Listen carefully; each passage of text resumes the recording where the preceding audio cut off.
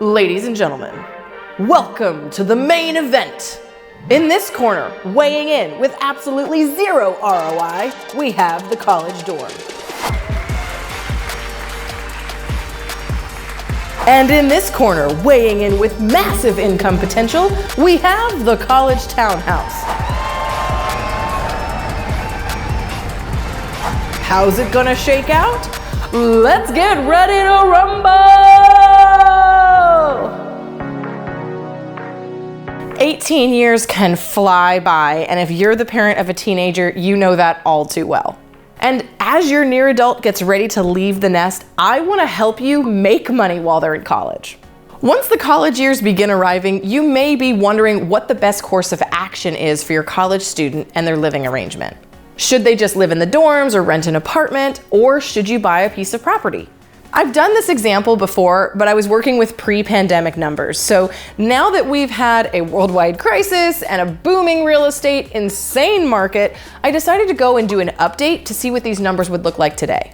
I am actually using real properties that I looked up that have been bought and sold in Gainesville.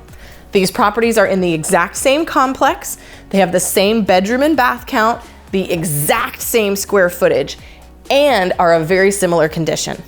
And for privacy purposes, I'm not gonna flash the actual addresses on the screen, but just know that these are actual real properties that I looked up. So here's your update on dorm room versus down payment. Let's see how it shakes out. Here is the case study. Let's say in June of 2019, you purchased a townhome.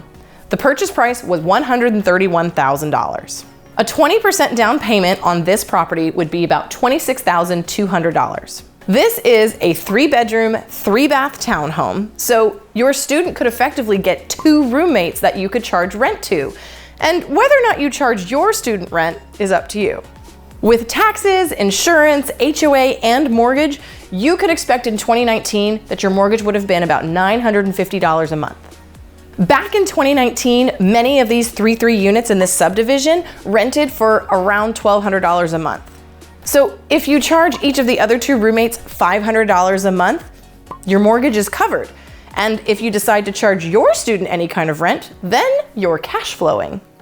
So now let's fast forward to graduation 2023. Your college student is finishing up school and they're getting ready to start a job and move out of the area. Now this assumes a few things. It assumes that your college student is finishing up in 4 years, that they're not staying to go on to do any kind of master's or medical school. And it also assumes that you would want to sell the property at the end of that 4th year.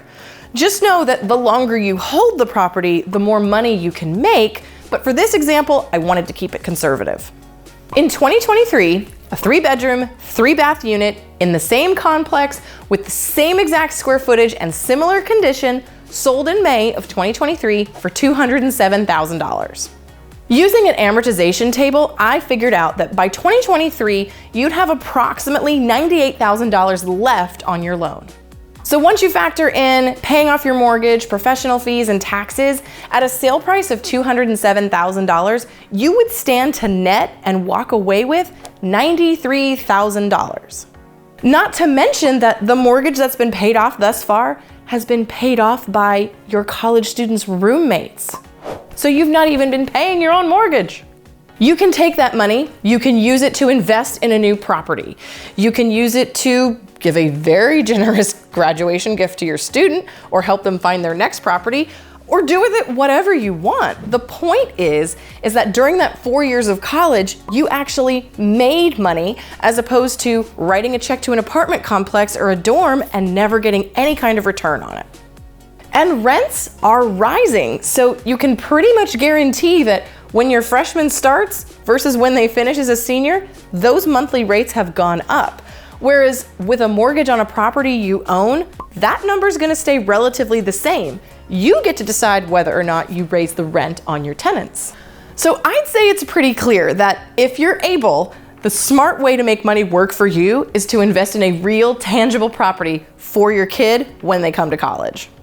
And now is the time to start thinking about it as acceptance letters are starting to come in, or perhaps your freshmen wanted the dorm experience, but now they're ready to start thinking about getting their own place. This is the time to start looking and take action. And if these numbers make sense to you and now you're wondering how the heck you go about buying an investment property, I've got 7 mistakes that you should avoid. I'm Lindsay Johnson, your resource for all things real estate. See you next time.